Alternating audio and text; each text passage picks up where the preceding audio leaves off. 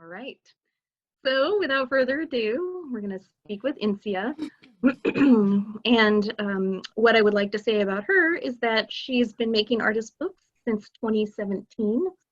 Insiya has studied with both Kathy Walkup of Mills College and Barbara Raminsky, the former head librarian at the SF MoMA Library and Archives.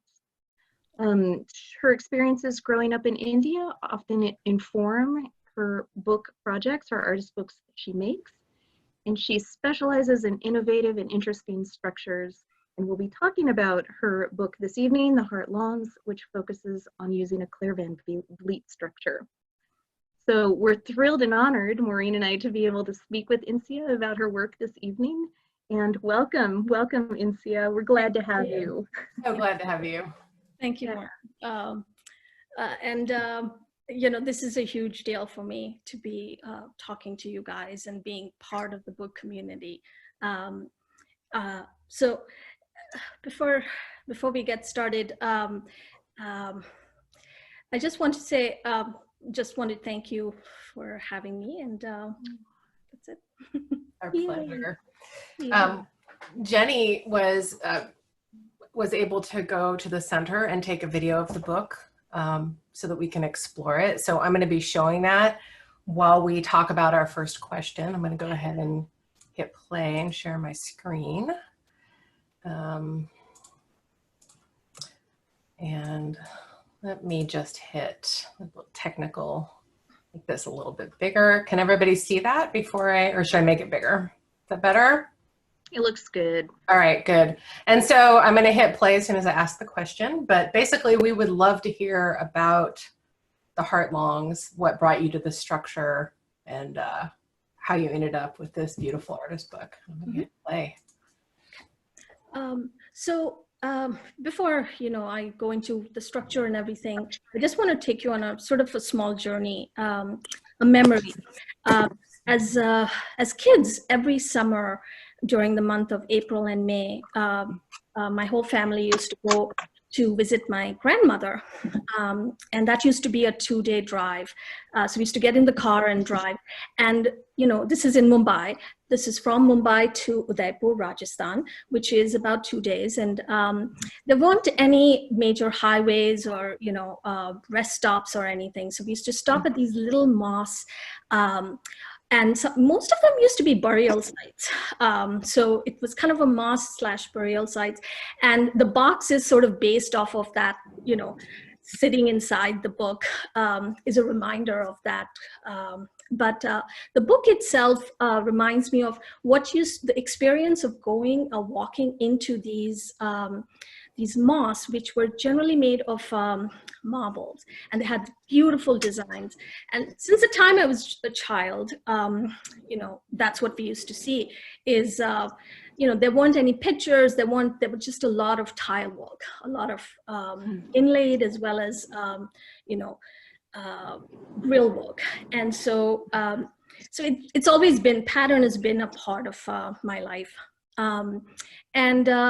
The one thing that I noticed as I was growing up is, you know, as a young child, you know, you could go with your you just had to put a little thing on the head.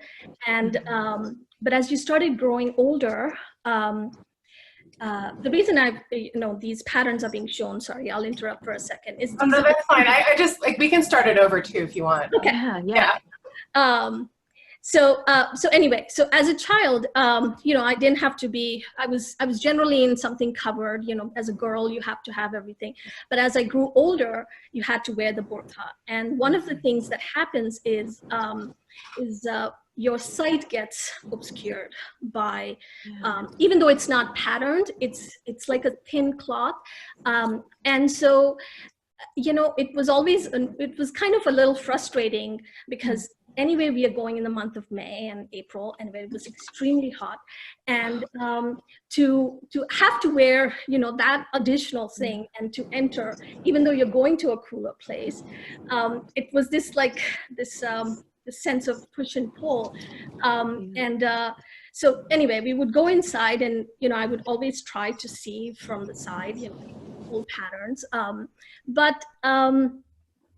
So this book, the whole reason for doing this book was to kind of let the audience experience what it was like to have your sight obscured through a pattern, you know, and sort of, and the interleaving is sort of, the whole idea is, you know, you have to kind of move that in order to read. So, because a lot of times what we would do is we would tuck the thing behind and that's how we used to be able to read. So that's the sort of experience I wanted to give for the book. So that's what it's related to. And so, yeah. And patterns, again, I've been obsessed with them ever since I was young. Symmetry, everything is, all my books are, you know, if you'll notice, all about lines and geometry. And so this book, the way it came about is, I've been making pattern books since I started with Kathleen back in 2017. And I was working with one of my mentors, who was Ginger Burrell, and she asked me, she said, Insiya, why do you make patterns? What is the reason? And so I told her this whole story. And she says, now that's interesting. That's the point, that that's what you need to bring to your book, is that experience. And so that's how this this particular book was born. It is it's her pushing me to think how to connect you know, a concept with a personal experience and bringing that together. And then SFCB had this wonderful exhibition, so it fit in perfectly. So one of the things I really love about this particular structure, this book, is, you know, the opening of one side, the opening of the other side, and you get this really beautiful lattice work that's just building.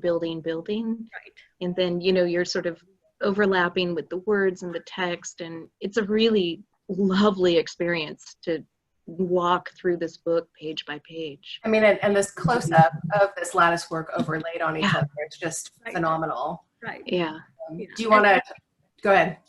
No, I said, you know, it took a long time to figure out which patterns to use, because the images that you see are, you know, some of them are from places that I'd visited, or sometimes I've even told, you know, my mom or my sister to get me little images of places that still exist.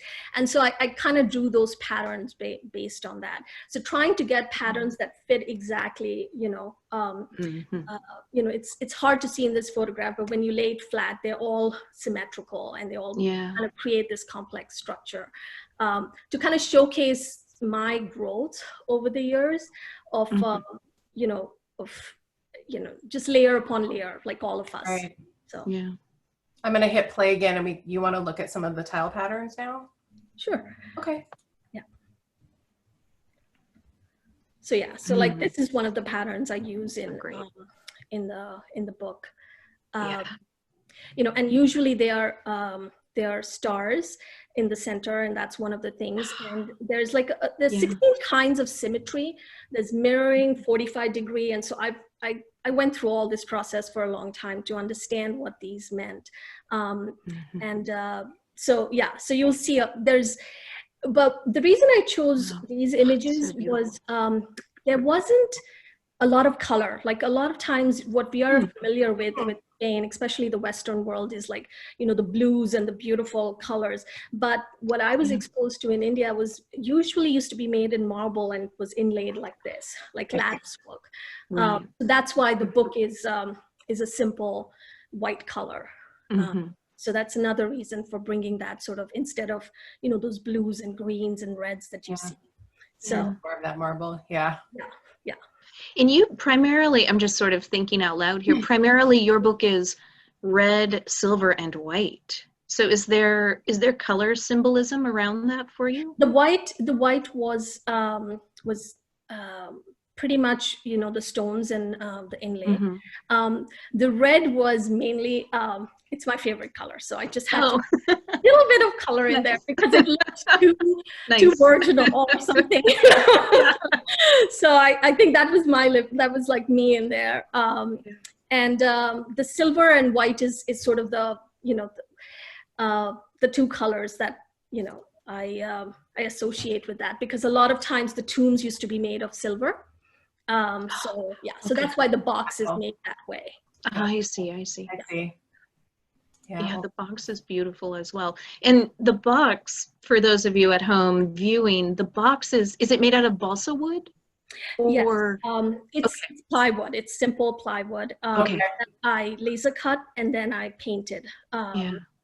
with silver paint. But yeah, I constructed the whole thing, so they were all like, you know, the pieces fit into each other, and I went through many iterations before I could get it to fit in correctly. So Yeah, it's amazing. You pick it up and it's just this light and lacy thing. And then you're, you know, again, turning through those pages. It's like, it's so fantastic. Right. The weight of it does not belie what the Exactly. the exactly interior, what the just so experience. complex. Yeah. Right. So the other thing is the words in it. The poem that I picked. It's an old ghazal by the artist Nasir Hussain, and he was a poet. He was a ghazal writer, and he was born in India, but then was because of the India-Pakistan separation, he had to move to Pakistan. And he always wrote about this longing that he had, and this pain of that separation of friends, and you know. It's interesting because similarly, like right now when we can't travel and go to places, we have that sort of, you know, that we are separated. I know a friend who lost her father and she can't be with her husband. I think she's on the call today, and you know, it's hard. It's hard to be separated and having to be in this. So it's kind of like it's the same sort of feel that I think we all can understand what this feels like right now, to be away from loved ones, to not be able to. And so the book is about that. Is about this poem that he writes about a memory that a long time ago, that, you know, he remembers why his heart used to beat.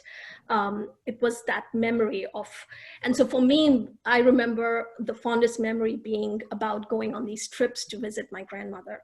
And so, you know, it's the poem is a love poem, but it, you know, it shows, it talks about missing and feeling and, you know, memories and looking for your people around you. So that's why I chose this particular poet. Would you like to read a line? So yeah, I can. Okay. Yeah, that'd be great.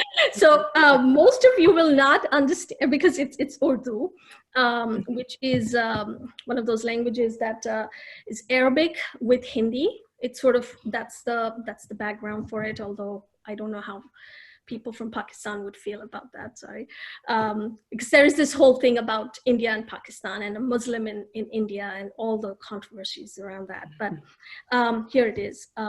So Dil Dharakne Ka Sabab Yaad Aaya is the title by Nasir Kazmi. Dil Dharakne Ka Sabab Yaad Aaya, wo teri yaad thi, ab yaad aaya. Aaj संभलना मुश्किल था दोस्त, तू मुसीबत में अजब याद आया. So it says, today it was especially hard because I was having a very hard day, and it's you who used to be there always as my support. So, you know, so, and then it goes on. It is about 14, like a sonnet. It has 14 lines of poem. And one of the special things about ghazal is that the poet uses his name at the end. They have to use their name. So the last line talks about how Nasir, who he is sitting amongst these beautiful flowers, and instead of enjoying them, he feels the tears as the beauty around him reminds me of the beauty that he felt. So yeah, so that's so it's a lot of mush and, and it's a lot of complicated feelings, and it's a very universal feeling right now. I mean, we can all relate to this. So, yeah, absolutely. Yeah. And how do you, just as a sort of, for the folks out there who are watching and listening, how do you spell ghazal again? The G, poetry form? well, so that's an interesting thing because you're asking me to spell a Urdu or a Hindi word in English. but that's what this whole thing, one of the things that I include in my book is the concept of Hinglish, which is people write in English or the entire English language, I mean the Hindi language. So like all of this was written, because I can't read Urdu. So I wrote this, you know, in English. So yes, so the spelling is, the short answer is Ghazal. Nice. Ghazal. Thank you. Sure. So yeah, so that's a little bit about the reason for choosing the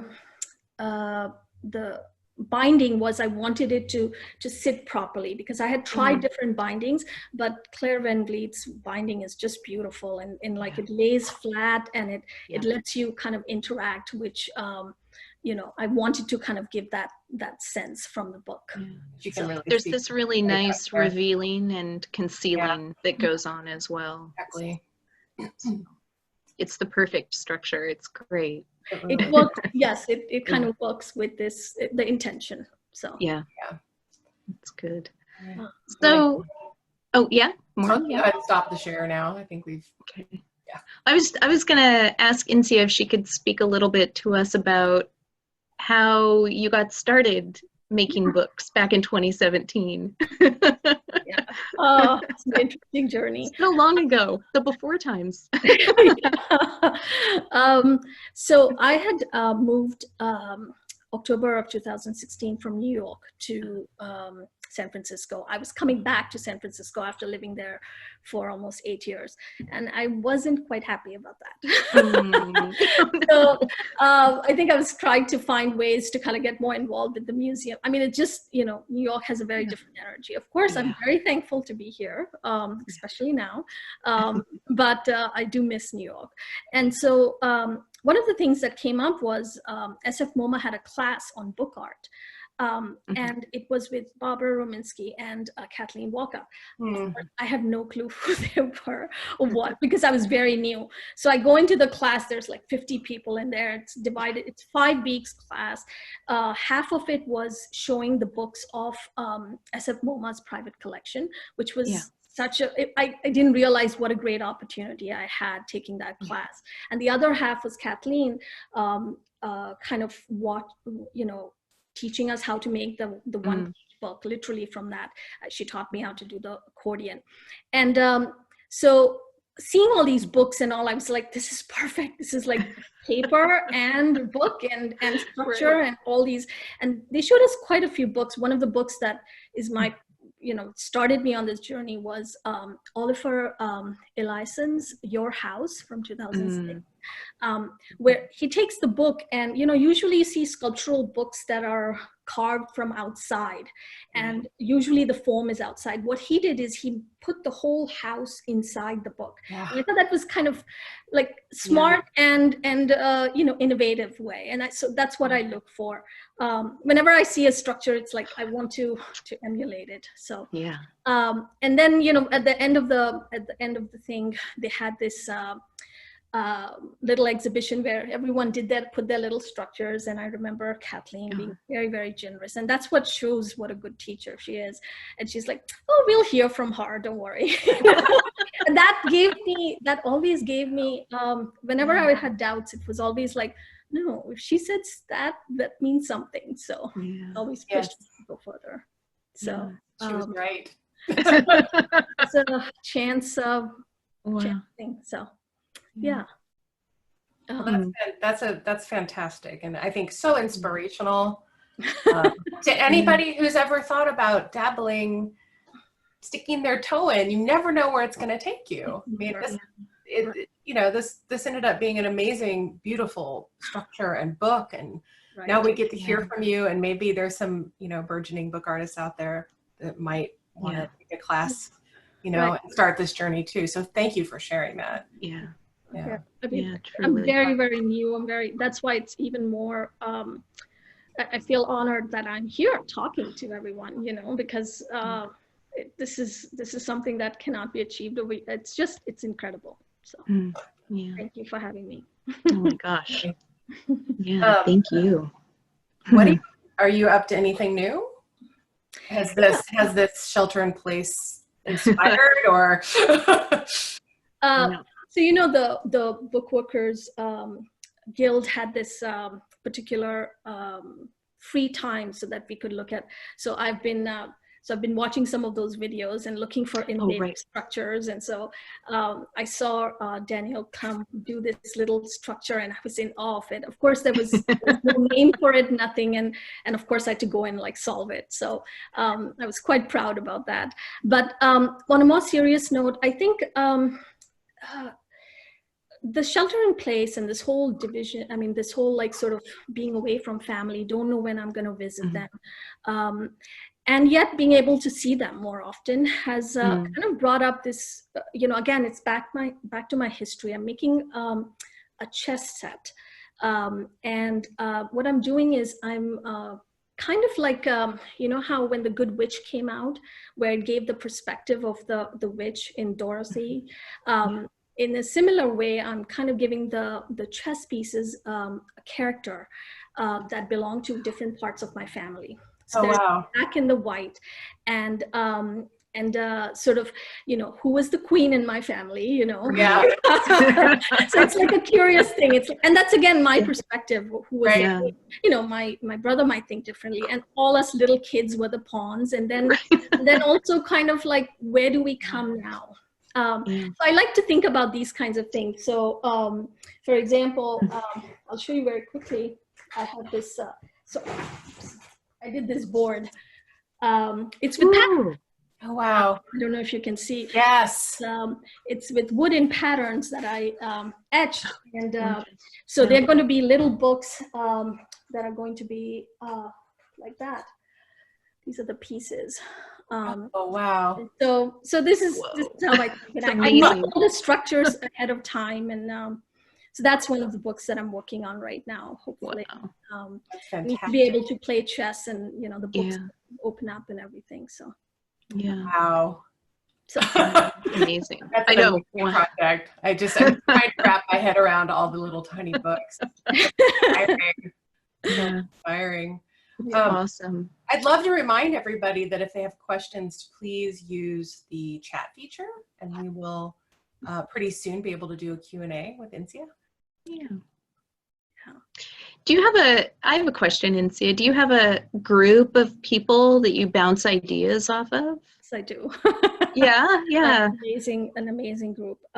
So when I was with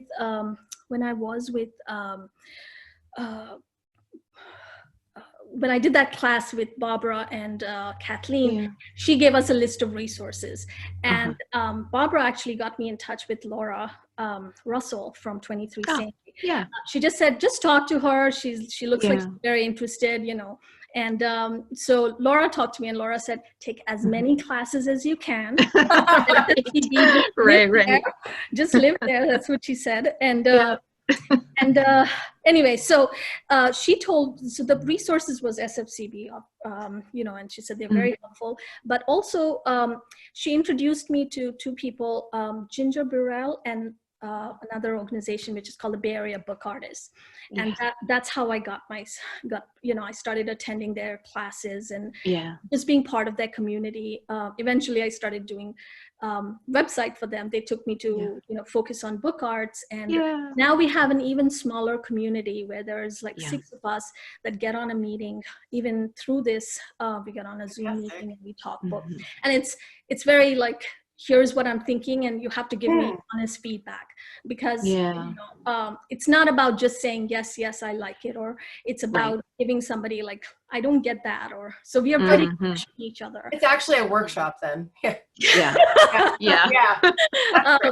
very respectful.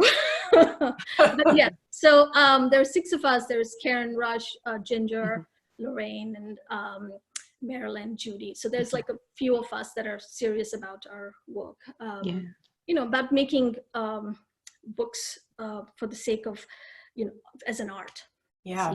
So that's the smaller group that I'm part of now. Wow. That's fantastic. We have a few questions for you, Insiya. Ew. People are very curious about this structure. One, let's see. Rebecca Chomley is interested in knowing what your edition size is. So it's an edition of 5. Okay. That's a lot, but yeah, that's what I planned. And no, I've not done them beforehand, so I've taken the liberty just to do them when it's requested. Yeah. It takes a long time. Yeah. Yes. And then Susan and Lori are interested in both the name of the structure and sort of how you put the book together, as well as the kind of paper that you use. So the structure is a structure I actually got through that small group that I have. Karen gave me a set of books by Claire Van Vliet. She said, here's the workshop I've taken, and you can open them and see them. So I opened up the structures and I learned on my own how to make them.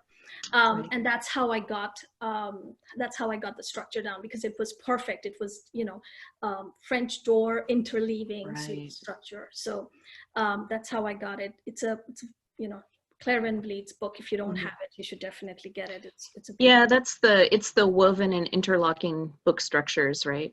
Yes. Yeah. So that's what. And sorry, what was the other question? What paper? Paper. I've had to use thin paper that can cut well. So it's not handmade paper or anything. It's Goldstream. Not Goldstream. Star Dream. I think it's an Italian company that makes it, and I got it from Kelly Paper. And I chose the color based on sort of what I wanted to represent, which is the marble shimmer. That especially in the May sun, the marble used to shimmer. So it was the whole reason for taking that paper was, And all the patterns are all laser cut, correct? No, they're not. Their patterns are, some of them so I draw them out first, and then I cut them with the machine, and then by hand. So it's a combination. Yeah, it's a combination of the. Yeah. So did you try out a few papers to get to the one that was pulled up the best, or that just didn't work out? I think sometimes it works out. Yeah. Yeah. My dog is full of little bits of paper, so and I think my husband has bits of paper in his shoes and hair and everywhere, so I've cut a lot of patterns, and it's gone through many iterations. So yeah. Great. So you do a combination of both laser cutting and hand cutting, is that true? Yes. Yeah. So laser, I don't. So laser is mainly for wood. That's what I use the wood for. Right. Okay. And the machine cut that I use is mainly for paper, because I don't like the burn marks on the burn marks that exist. So and usually the way I cut the paper is even if the machine cuts it, I usually cut the final bits, because it just doesn't give the patterns are so intricate that the machine won't cut it quite as it needs to. Right. So that's what. Wow. It's amazing. It's a phenomenal amount of work. It really is. It's phenomenal. Like it's so detail, oriented and so beautiful. I would live in fear of my X-Acto slipping or. Yeah. Oh, there's a lot of wastage. There's a lot of wastage. There's a lot of paper. I mean, it's literally like for every paper that I've probably cut 100. Like, I'm not even exaggerating. Wow. That's how long it takes to get that, to get every one of them perfect. And my husband is my harshest critic. He's like, that's not cut properly. I'm like, oh my. And you're like, I bet here's the X-Acto. Studio assistant. So. Ooh, Ashley has a great question. She says, do you prefer to work in a concentrated block of time, or do you spread things out? I am just constantly working, I think. Really? constantly. It's just terrible. Yeah. You know, I literally like, if you need my attention, you need to like call me out. And Yeah. so, but when I'm concentrating, I'm like focused. Yeah. So, yeah, it's a So hard. both and all your spare time, you're doing books. That's, Yeah. I'm, Amazing. Because, you know, why go halfway? It's so Just new. Yeah. jump right in. Go in. Jump right in. Yeah. It's so Way to new do and it's so unique, and there's so Yeah. many possibilities right now that I'm just like, what can I do? What can I not? I mean, Yeah. you know, I think Karen once said, she said, like, just stop, slow down. You're just too fast. And I laugh because, you know, a lot of times I ruin things. But I think that's just because, you know, it's being so new to it. I think, in fact, I need to learn patience. Well, there are certain things that, you know, will get better with time. So, but there's something that's just so exciting, like when you're just learning all of this new stuff. Oh, yeah. You're like here in this new world, and like there's so much to learn, and the structures are all amazing, and it's like you can't learn it fast enough, and you just want to like being it literally is like being a kid in a candy store, or it's like it sort of is, which is and you know what's funny is, like, I took that class, I took a 3-day class at Focus on Book Arts that talked about stab binding. Then of course I come back and I'm like, then I'm creating my own stab binding designs based on the patterns I make. So the actual patterns that, you know, beautiful. like patterns, I like make holes in them, and then I make the binding based on that. So I have like a set that I've started to make about. So it's like, you know, I'm finding ways to be, to create new structures or new ways of representing those patterns in my work. So. Well, you're finding your voice, you know, like as an artist. That's what I think's going on there. I would concur with that conclusion. Yeah. Wow. Let's see. One last question. Someone asks you, Insiya, how, okay, two, because these are both great questions. Yeah. One person asks how you print, like how is the book printed? That's an easy one. But then Karen asks, are you interested in traditional binding forms? So things that are more, I'm guessing, are historical models or traditional like history things. Yes. So I think traditional binding, so much so that I would like to, I'd like to find what I can do with it. That's different. But I think it's kind of like I need to take a sort of a step and say, oh, should I learn it as it is? Kind of one of my professors that I was doing photography with in New York, she said, first learn the rules, then you can break them. And so I think that there is a point where I think I'm just kind of like little kid in a candy store, but at some point I got to be like, okay, why is it that they did it this way? And so yes, that's a growing process. So yeah. Yeah. And then am I correct in saying that your book is laser printed? How did you print it? Inkjet. Inkjet. Okay. Inkjet. Okay. Yeah. So it's I couldn't quite remember. Yeah. But that is another thing I'm trying out is calligraphy. Wow. So that's exciting. It's perfect. It's kind of handwriting. It's like, it just doesn't make sense. It's like, oh my God, it's not right. So. But I can hardly wait to see those books. I agree. Yeah. Any of your books really are going to be fantastic. I want to see you teaching your version of stab binding class, like pattern stab binding. I'll take that class. No, it's a very interesting thing. It's a Euler circuit, which I learned about. Which means that every hole you just go through twice and that's it. And there's a mathematical, like everything else. It's interesting. So and that's all I had. Once I figured that out, I was like, oh, now I know. You know, believe me, I removed the thread millions times before I could get I was going to say, it was that easy. No, No. I'm talking about, you know, I'm talking about. Yeah. No, stitching. I would love to. Yeah. Yeah. But, Fantastic. Truly. Well, I think, Insiya, we're going to have to say goodbye for now, but promise Maureen and I and everyone out there that you'll keep in touch and you'll keep us abreast of your upcoming thank you work. so very much. As Kathleen said, that we're going to hear from you again. Yes. Kathleen be like, when did I say that? I know.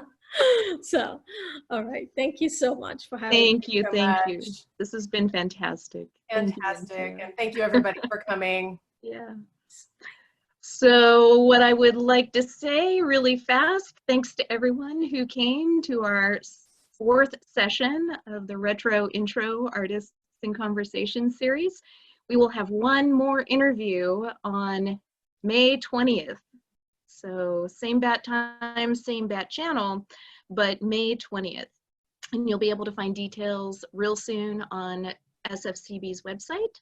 Yep. As I mentioned in the very beginning of this interview, we will be uploading and posting these videos to the center's Vimeo channel, which you can find just by going to Vimeo and searching SFCB, or San Francisco Center for the Book.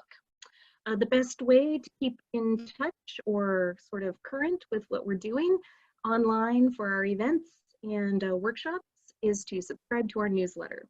And so you can do that on our website at sfcb.org. So I think that's all we've got. Thanks for joining us, and we'll see you guys on the 20th. All Bye, right. everybody. Thank you, everybody.